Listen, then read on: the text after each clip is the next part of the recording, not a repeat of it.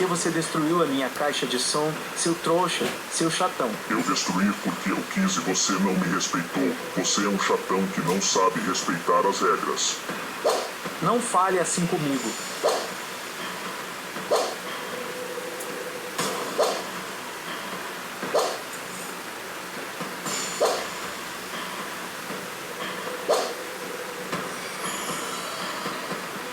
Ainda bem que o trouxa do Brasil foi embora.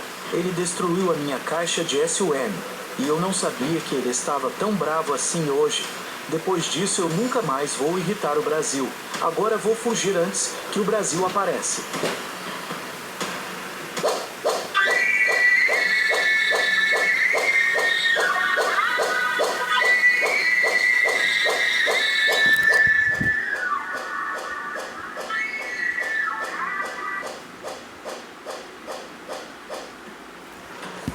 Capa, capa, capa, capa. Eu bati na Rússia e ela fugiu. Agora eu vou destruir o mundo inteiro e vou provar para todas as Antriballs que eu mando.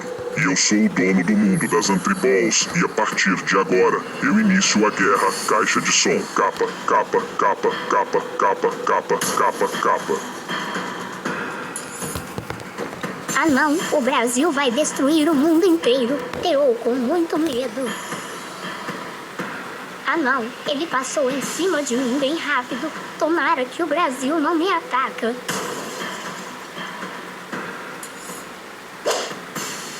Porque você me deu um soco do nada, Brasil. Eu tava na mó paz aqui e você veio me atacar.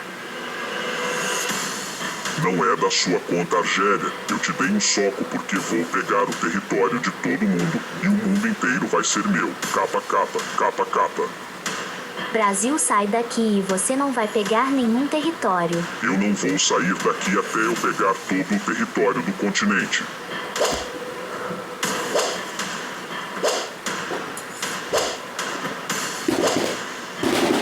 Capa, capa, capa, capa. Ainda bem que consegui jogar o Brasil para longe. Agora vou ficar aqui descansando. Vou aproveitar e colocar uma música relaxante no fone de ouvido. Essa música está muito boa.